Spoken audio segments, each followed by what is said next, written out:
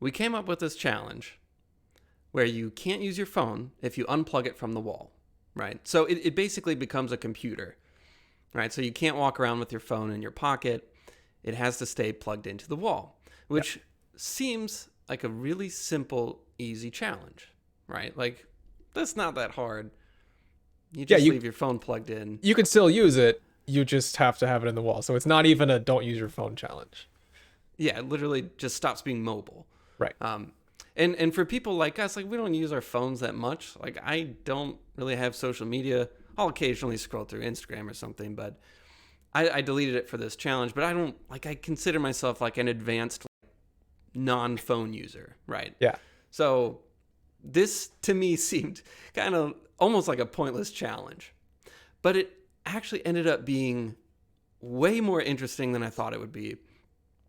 And I don't know, it really kind of changed things for me. Same boat. I really felt like, oh yeah, I've been kind of working up to this for a while now. I've been trying not to use my phone as much.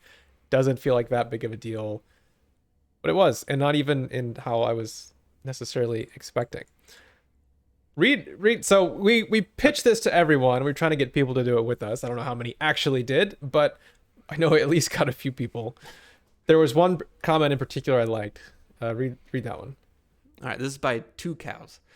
On day one, I literally cried, finished a book, and then read another, worked on music, and started playing MGS V or 5. I'm pretty sure that's Metal Gear Solid 5, which is a game. Okay. Which I've wanted to start for a long time, but haven't. I think phones are bad. I really love that comment a lot. So I think the plan, I would like to talk through just what happened. I bought a little Moleskine notebook. This was on day one of not having a phone. I'm like, I gotta have something in my pocket. So I bought a notebook, started logging just some of the feelings and experiences. But and I want to hear from both of us what that was like, and what we may have discovered with this experiment. But before we get into that, it is season 3 of the Overanalyzers, and we're going to have a theme for this season. And a little while ago, a friend of mine said something that I think sums up this season, or what we want to talk about, better than I ever could. This was such a wonderful sentiment. So she's talking to her sister, and she said, I've been gaining some weight in the past few months. It's really bumming me out. And her sister said, oh, well, you should go on a diet and start exercising. And she said, yeah, no shit. I just don't want to do that. And I think that sums up exactly what we want to talk about. We spent last season, and even the latter half of the first season, talking about what should you do? How do you learn effectively? How do you remember things? How do you perform really well? What are all the pieces that go into that puzzle of, achieving things and performing well? What if you just don't want to? What if you want to now, but tomorrow you wake up and you just don't feel like it? Or you say, I'm going to jog every morning before work. And then at 6 a.m., you're like, no, not doing that.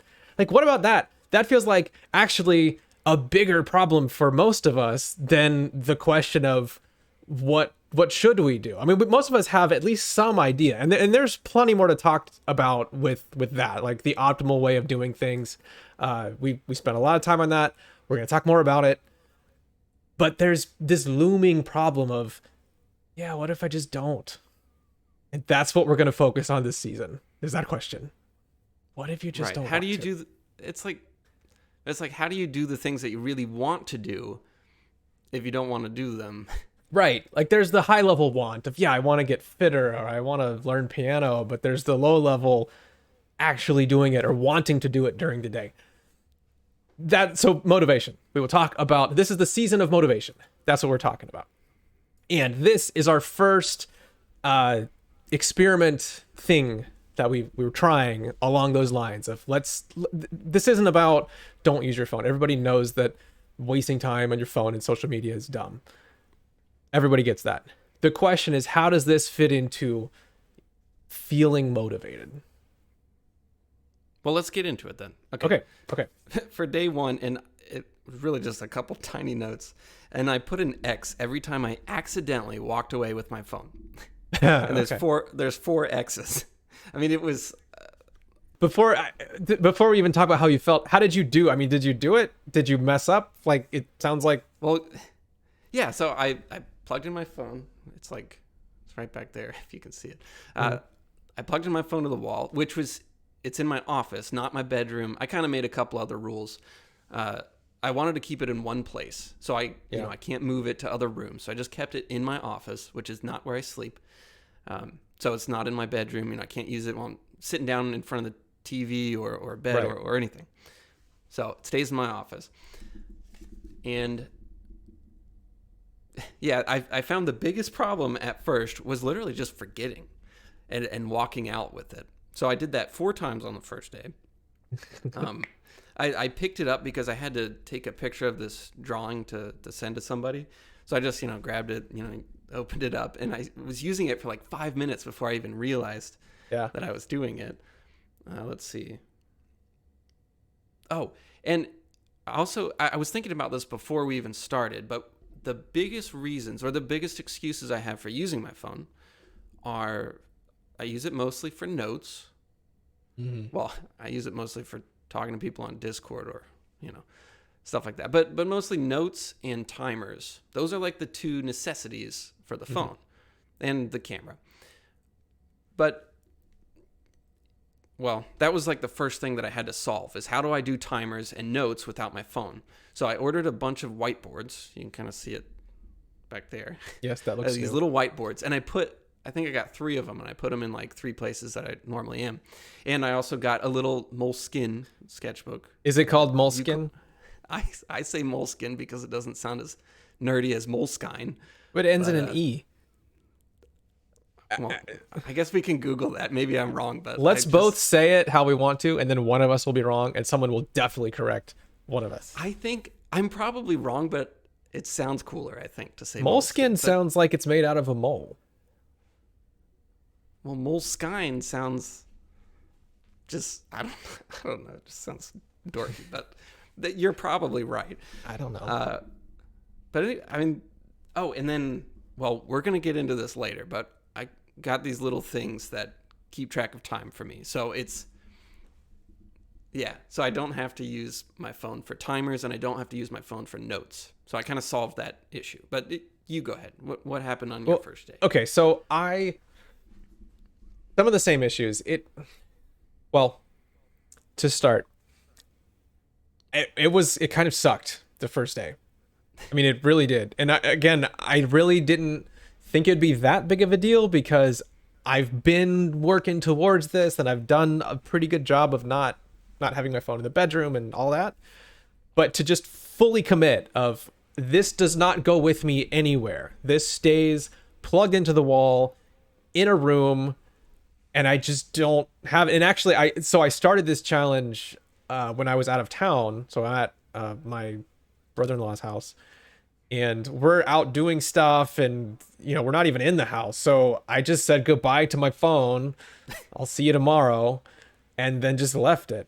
And I noticed a lot of impulses happening where I just feel this urge to go pull something out of my pocket.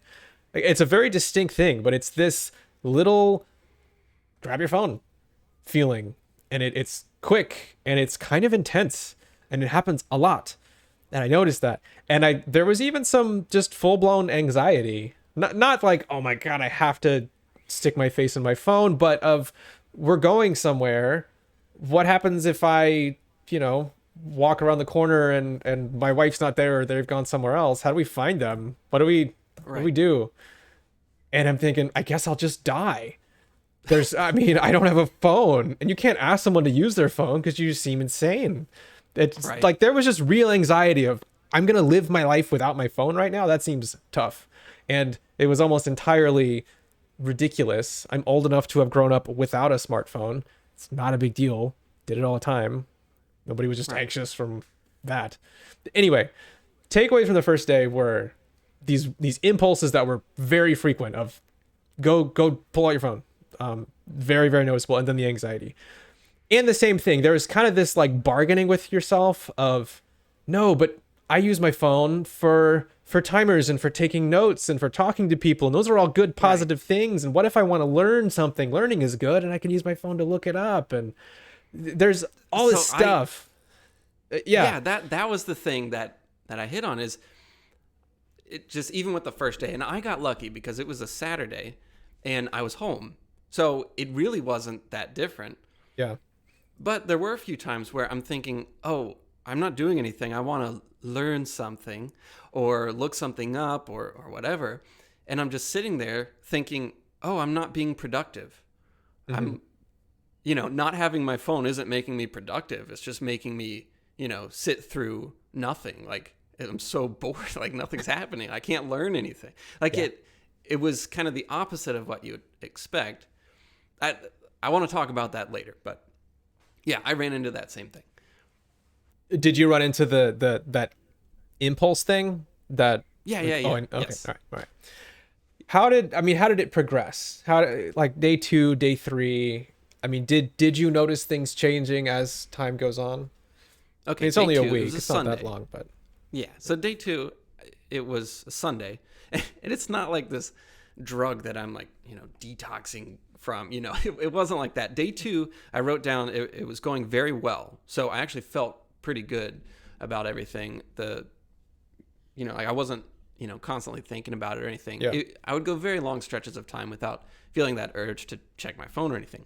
Right. And then I forgot and walked out with it and was just using it for like 10 minutes. And then I was like, oh my God, I can't do this. I failed on day 2 again. And then all was good until later that day I had to make a return, an Amazon return at Kohl's.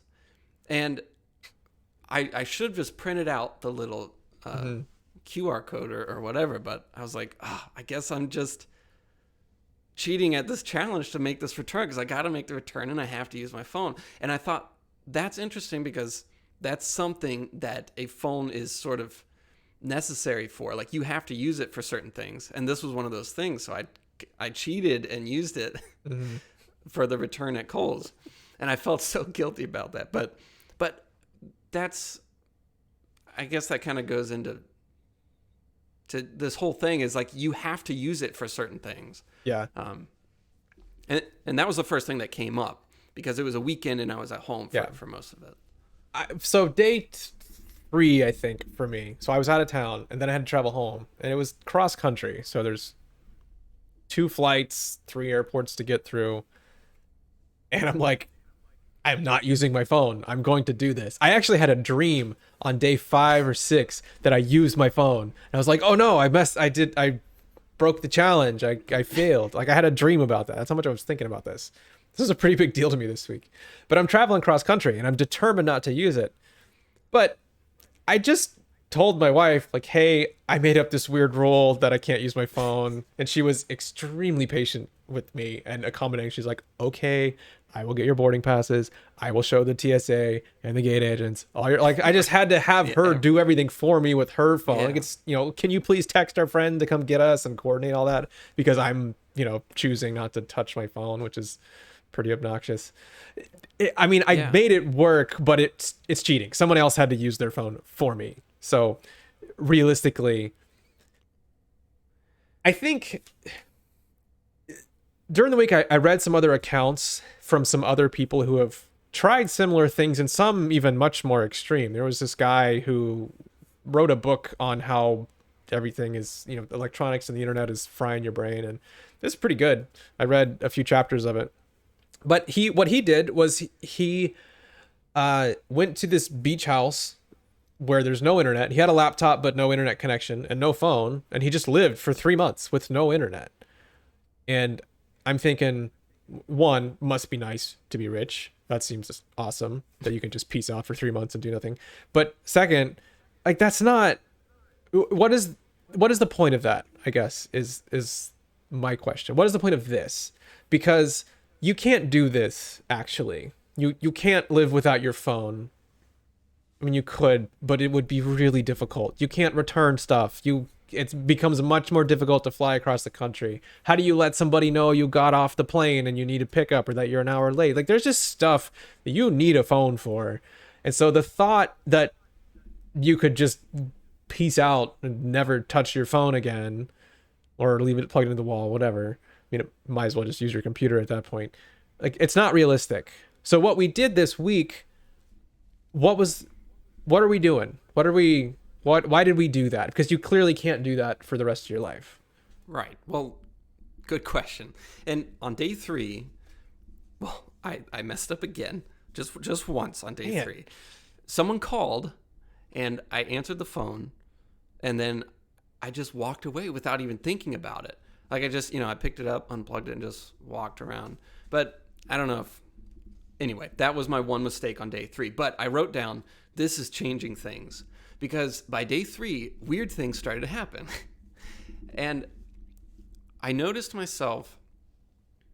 Well, okay, it was kind of like this. This is my metaphor. You're walking down the street, and you see a house, and you're like, oh, that's a cool house. I want to go into that house and check it out. So you knock on the door, and a guy answers, and he's like, whoa, you don't want to go in this house. Look at this cool magic trick. Look, I'll give you a goodie bag. Here, take this. Go away. You don't want to go in this house. Believe me, you don't. Go on. And you're like, oh, cool. Like, all this cool stuff. Like, that was really fun. I guess I'll just walk away. And you forget about the house completely. Next day, you're walking down the same road, and you're like, wow, what a cool house. I want to go in that house. I want to check it out. So you knock on the door. Same guy answers, gives you this, goodie bag full of stuff, does some cool tricks or whatever. He's like, yeah, man, you don't want to go in that house. It's, don't worry about it. Go on your way, whatever. Next day, for whatever reason, you are not, you don't have these distractions. In this case, I didn't have my phone. Mm-hmm. Things were a little bit different. So you knock on the house that you want to go into, you think is really cool, and nobody answers. And you start to get like a little impatient and feel a little awkward and a little strange, a little uncomfortable. But you knock again, and you're like, what's going on? Like, why is no one answering the door? So you get a little frustrated, and you knock on the door again, and it just like cracks open a little bit. And so you push the door open a little bit, and you look inside, and you're like, hello? Is anyone here? And you walk in, and you go, oh my God, I know this place. I used to live here. This is my house. This is all the stuff I've ever cared about in my life. Like, this is my hopes and dreams. This is like my childhood. All of these memories I have, like everything that's important to me at all is in this house. Like, this is my house. and that's what started happening to me and it was very like, subtle. Like, you don't think about your phone. Well, I mean, for some people, yeah. But for me, it's like, no, I'm not addicted to my phone. Like, I don't use social media, whatever. We've defended ourselves a million times in that respect. But, right. I don't see my phone as that big of a deal. But what started happening was, because I didn't have that instant, like, I don't know, urge to check my phone, or I wasn't able to do that, all of a sudden I'm pushing past, like, all of a sudden the door opens a little bit and I start wandering inside. Even though it was a little uncomfortable at first, I start thinking of all these bigger and bigger things that, like, I really care about. Like, I really, really care about this stuff. And it just, like, we have this whole wall that's like just a chalkboard. And I got a piece of chalk, and I started thinking about, like, future stuff, like financial stuff, and like, art plans, and like all this stuff. And I came up with like this huge, like, bubble diagram of like my life. And I spent like 3 hours just like drawing stuff out, like thinking about things and like finances and just all kinds of stuff. And I was like, I would never do this if I wasn't doing this stupid little challenge. So it really started changing things. And for the rest of the week, I don't know, I'm just in a totally different mind state. And I think that that's what this comment is referring to. Like, He cried, finished a book, read another book, worked on music, started playing this game he wanted to play for a long time. Like, all of a sudden things start changing simply because you don't have this weird little thing that you check, for various reasons. I don't know. So that was day 3 for me. Hell of a day. So that's why we did this, or that's what we're looking for, I think. That's exactly what. Well, so first of all, beautiful metaphor, twist ending, really killed it there. Yeah, yeah. And I mean, I'm laughing because I had such a similar experience. This, uh, okay, the point of this was an experiment. It was, I mean, there's three possible things you can do with something like this. I'm trying to categorize this. Like I said, I'm reading about this guy who went to the beach and didn't have internet, and I've even done similar things before. I've actually lived with a friend of mine, a roommate, where we didn't have internet and didn't have phones. So like I've kind of done this before. There's three reasons to do it. One is a challenge. Just push yourself to do something new, like with the hope that you'll reach new heights. You'll just be better off for the future. You know, like you do a month where you work out really hard. Like, there's something like that, like just a challenge to push yourself into new territory. The second is experiment. Do it and see what happens, which is, I think, the main point of this. I mean, it was challenging, but it wasn't so much, we're going to push through this incredibly difficult thing. It was more just, let's see what happens. It wasn't like hard to do. It was just... Yeah, it wasn't. Yeah, it wasn't like painful or anything. Right. It was an experiment. And then the third category is a new behavior that you're trying to install permanently, like a new habit. And it wasn't that, because again, you can't really do this forever. You can't just never ever use your phone or never carry it with you. So it's not so much that, it's an experiment to see what does it reveal? What does making this relatively basic change in your life reveal? Like you said, you find this feeling that you haven't felt in a long time. Here's what it was for me. Wait. But before you do that, can you list the three again? Just challenge, experiment, new habit. Perfect. That's the only three things you can realistically be doing. And I think it's good to think about which one it is. You know, if you're going to try something new for a month, is it just an experiment to gain new information, get new insights, or is it a new habit that needs to be permanent? And if it's going to be a new habit, it needs to be pretty carefully thought about. Okay, here's what it was for me. This happened months ago. You watched Squid Game, right? Yes. Along with everyone else in the entire world. Wait, no spoilers, right? No spoilers. No, I won't. Okay. There's no spoilers. There was one scene that was the most memorable scene in the entire series, and it is the exact opposite of what you would think. There is a scene where the cop walks into his brother's apartment, and the apartment it's nice, it's clean, but it's really tiny. Clearly it's not a wealthy apartment or anything. There's no windows, it's just interior. And there's a desk in there. And on the desk is a bunch of books and this little light. Like, it's this just really simple, tiny desk. And it looks super cozy. And I see that scene and I had this feeling of, man, that actually seems so nice. Just the thought of this guy, he goes home and he doesn't sit there in his depressing tiny apartment. He has all these books and he studies and he does all these things at his little desk. And it's like, it just looks really nice. It was such an appealing, like, oh man, I could see just sitting there and studying. And then I had this feeling of, but I can't do that. I could do that now. I have a nice desk. I could sit down and, go to the coffee shop across the street and study for hours in the evening.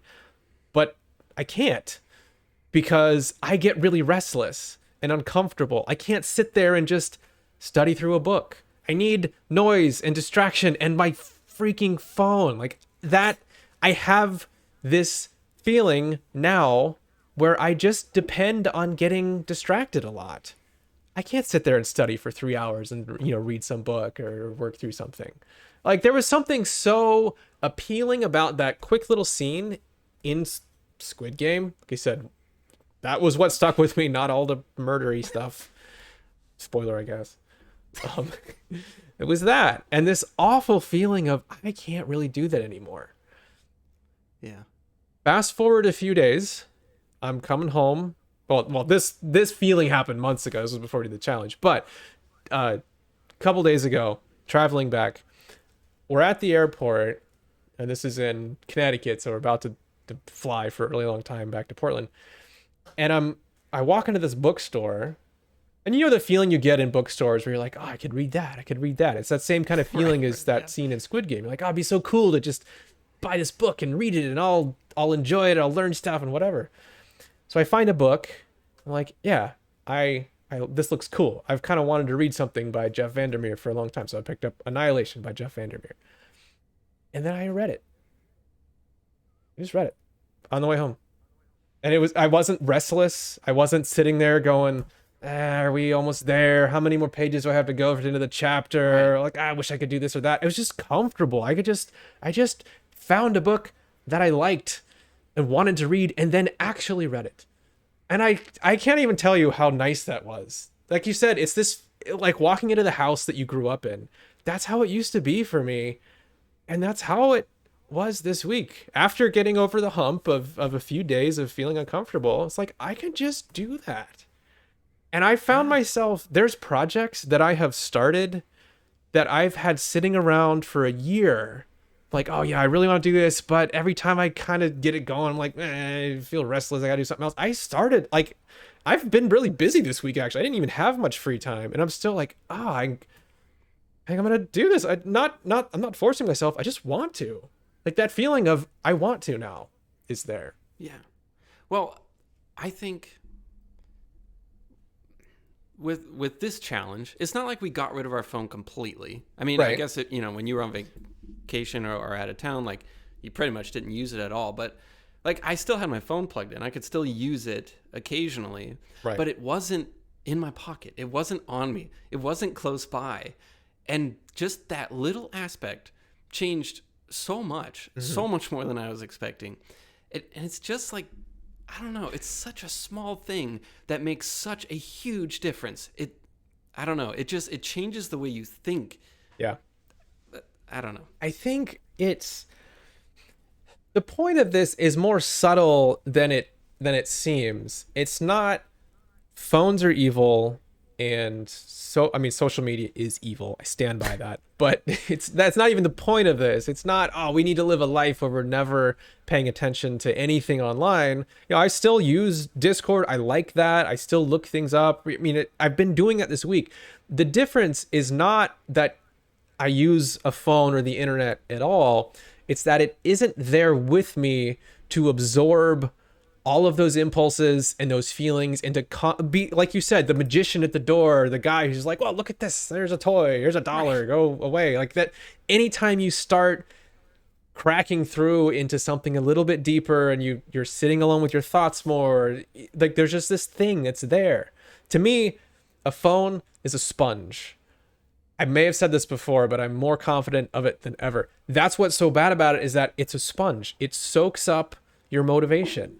And it soaks up these little impulses that you get to distract yourself. And like the first hint of discomfort or anything, when you start letting your mind sit and start to think, it like pulls you away. And that's why it's so bad.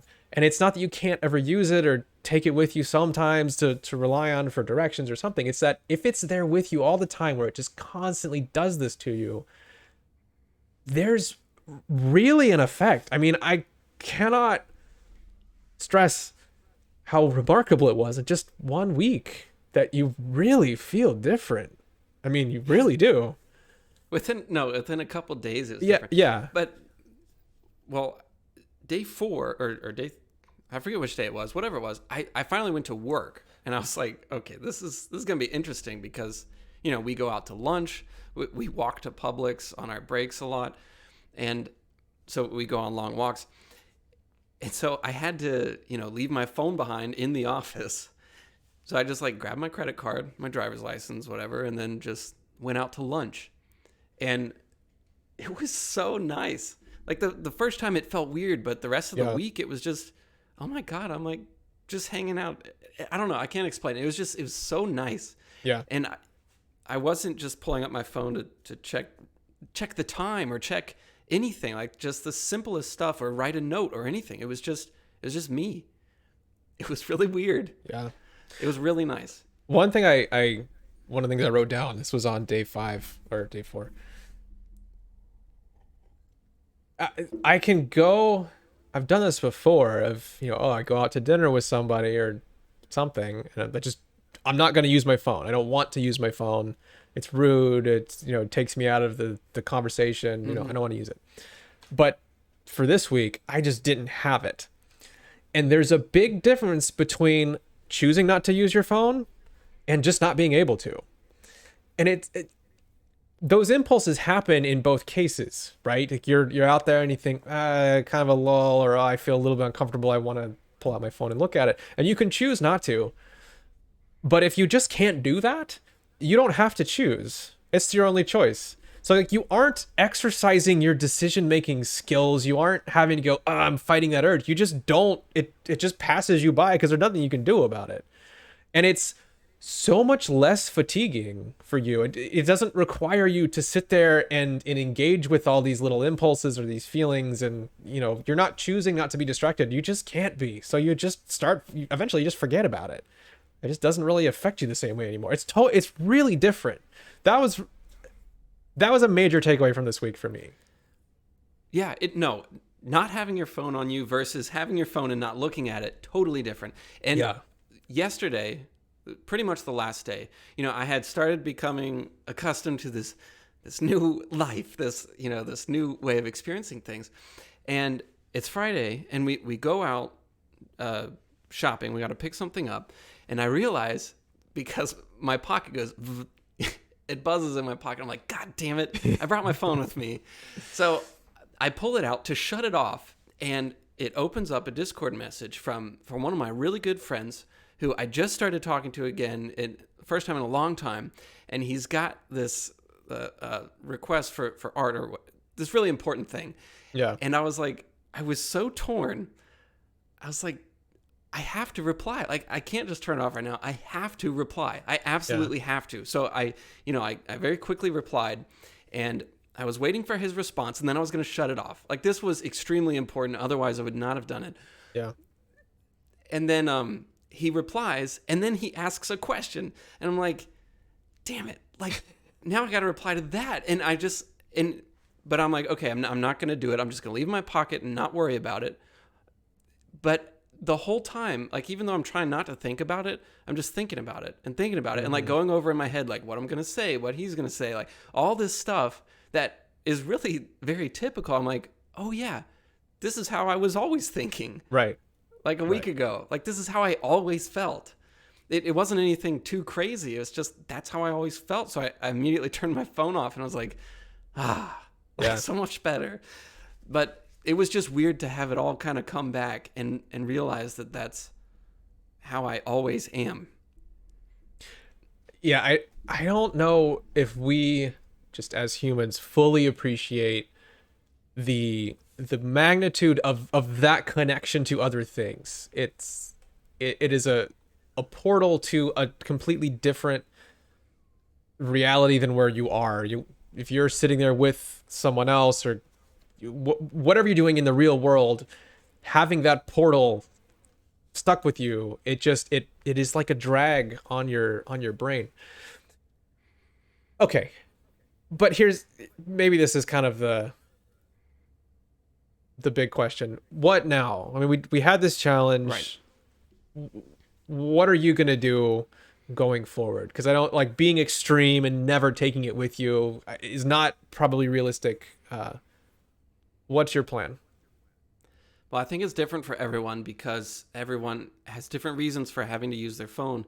But my phone's staying in my office from now on. I mean, that's just where it's going to live when I'm home. Yeah. When I go places, as much as possible, I'm going to leave it in the car. It'll probably get ruined that way. I don't know what the deal is with heat and phone. Anyway, I got to start thinking about how to leave it and just not carry it on me. Mm-hmm. I don't know. I really don't know. But especially when I'm home, it stays in my office, and that's that. Yeah. I think that's where I'm at. If I'm going to travel cross country, I'm going to take the phone so that I can have a boarding pass and, text people when I get there and stuff.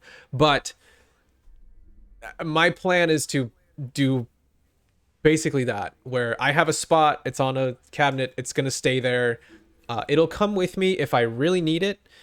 But even then, it's going to be probably off most of the time, and I'll turn it on if I'm like, oh, okay, I might need to respond to a message or I need to talk to somebody. But like, it's not going to be the sponge all the time. I don't want that attached to my brain, constantly sucking up all of my impulses and motivation just draining. I mean, it drains you.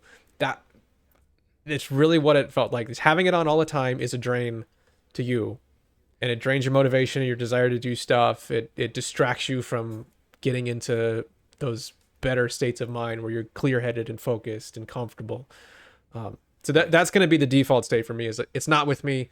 When it does, that's kind of an exception, and I'll be pretty thoughtful about how I do that. But otherwise, it's not really going to be. It's no longer my partner for living. Yeah, and I realize it's because, like, after putting the phone away for a little bit, I realized just incredibly how worth it is. Yeah. You know, like it just because I can write some notes in there and it's, productive sometimes, and, I need it for certain things, or I can use it for timers or whatever. Like, it's just not worth it to me to have it on me all the time.